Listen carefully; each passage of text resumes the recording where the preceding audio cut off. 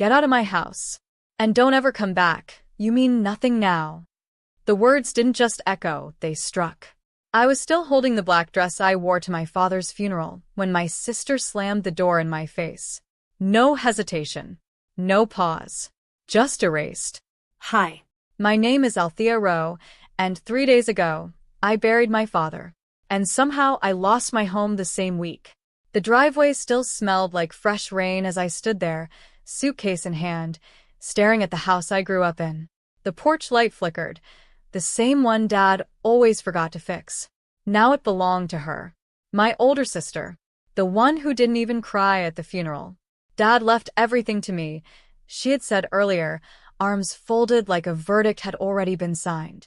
The house, the business, the $44 million. All of it. I remember blinking, waiting for her to smile, to say it was a joke. She didn't. Instead, she stepped aside and pointed to the door, like I was a stranger. So I walked, because I had nothing left to fight with. But as I reached the gate, something didn't sit right. Not the silence. Not her behavior. Something deeper was off. I didn't go far. There's a kind of numbness that settles in when your entire life gets rewritten in a single afternoon. I ended up at a small motel off Route 9, peeling paint, flickering neon, the kind of place Dad would have joked about but still paid for if I needed it. And that's what kept looping in my head. Dad. Because none of this felt like him. My father, Edward Rowe, was many things, strict, calculated, even intimidating in business, but never unfair. Especially not to me. We built things together. I helped him expand Rowe Logistics from a regional operation into something that investors actually respected. Late nights, spreadsheets, negotiations. I was there for all of it. My sister? She barely showed up. She liked the lifestyle, the parties, the credit cards, the last-minute emergencies that always somehow needed money. So how did she walk away with everything? I sat on the edge of the motel bed, staring at the folder I grabbed before leaving the house. I didn't even remember taking it. Inside were old documents, contracts, notes, and one name circled in Dad's handwriting. Mr. Halvorson, attorney. I froze, because I suddenly remembered something he said a week before he died. Althea, when the time comes, don't trust what you hear. Read everything. I didn't sleep that night. Every time I closed my eyes, I saw her face at the door, cold, certain, like she'd already erased me from the story. By morning, I was in a taxi heading downtown. The office building stood exactly the same, glass, steel, and quiet power. Halvorson and Pike. Dad trusted them for everything, which meant if there was truth anywhere, it was here. The receptionist smiled politely. "Do you have an appointment?" "No," I said, steady. But my father did. A few minutes later, I was sitting across from a man in his 60s, sharp eyes, composed posture. "Mr. Halvorson?" I asked. He nodded slowly. "You must be Althea." Not Miss Rowe. Not confused. He knew me, and that alone made my chest tighten. "I believe there's been a mistake," I said carefully. "My sister claims she inherited everything." For a second, he just looked at me. Then something unexpected happened. He leaned back and laughed. Not cruelly, but like someone who had just heard something absurd. "I was wondering when you'd show up," he said. My stomach dropped. "Althea, did you even read the will?" The room went completely still. Because I hadn't. And suddenly, I realized that might have been exactly what my sister was counting on. My fingers felt cold as Mr. Halvorson slid the document across the desk. "This," he said calmly, "is your father's final will. Signed, witnessed, filed." I stared at the pages. Legal language, paragraphs, clauses. But one line stood out immediately, bold, undeniable. Primary beneficiary. Althea Rowe. My name, not hers. My breath caught. "That's not possible," I whispered. Mr. Halvorson adjusted his glasses. "It's not only possible, it's intentional. Your father was very clear." My pulse started racing. "Then why does my sister think she inherited everything?" I asked. He gave me a look, one that carried both understanding and quiet warning. Because, he said slowly, she was supposed to. I froze.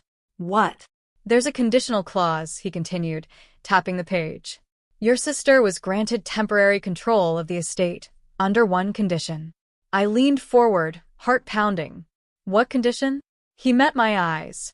That she would prove herself trustworthy, by taking care of you.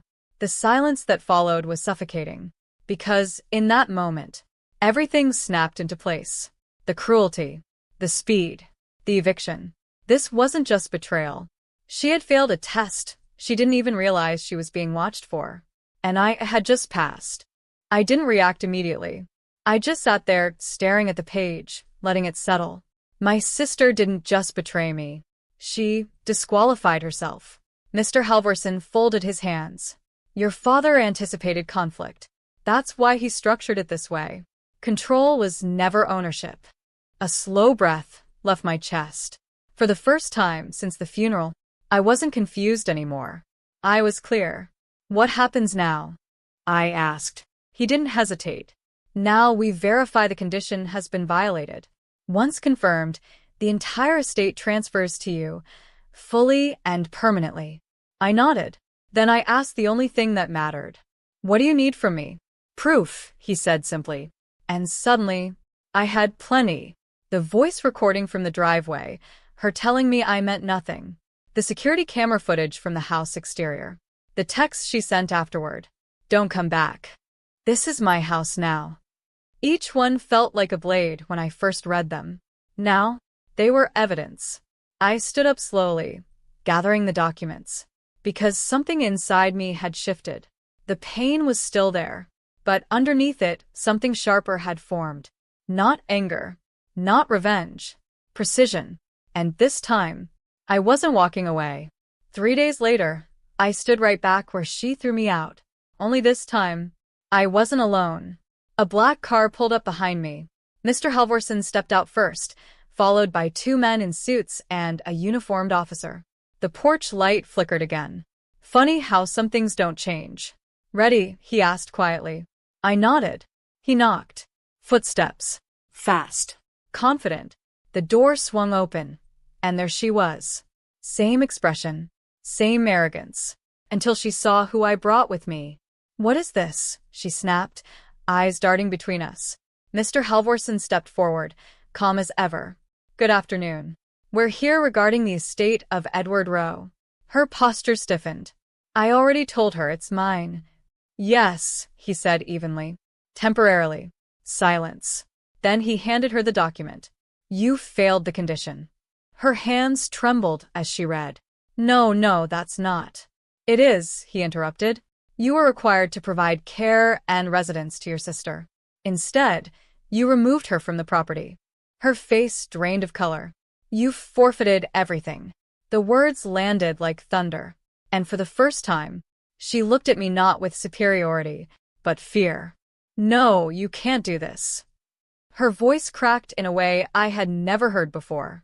The same girl who stood over me days ago like a queen was now gripping the doorframe just to stay steady. This is my house, she whispered, but even she didn't believe it anymore.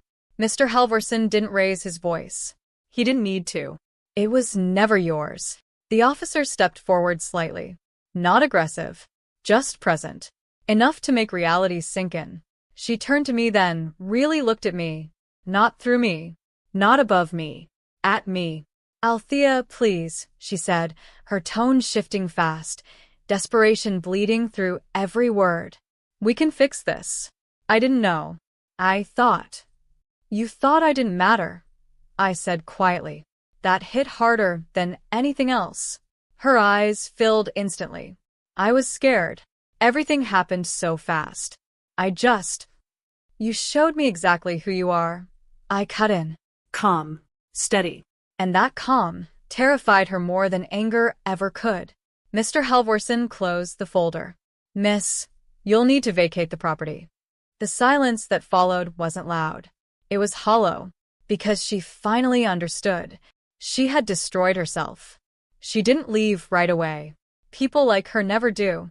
They stall. They cry. They reach for anything that might rewind the moment. Althea, please, she whispered, sitting on the edge of the couch like the house was already slipping out from under her. I'll fix everything. You can stay. We'll split it. Just don't do this. I stood there, looking at her. The same living room, the same walls, but everything felt different now. Not because I won, but because I finally saw clearly. You already made your choice, I said. Her lips trembled. I was grieving. So was I replied softly. That ended it. Mr. Halvorsen gave a small nod, and within the hour, arrangements were made. Legal. Clean. Final. By sunset, the house was mine. Completely. But here's the part she never understood. The will didn't just test her. It revealed her. Dad didn't leave me $44 million because I needed money. He left it because he knew something I didn't want to accept. That loyalty can't be inherited. It's proven. And when the door finally closed behind her, I didn't feel revenge. I felt free.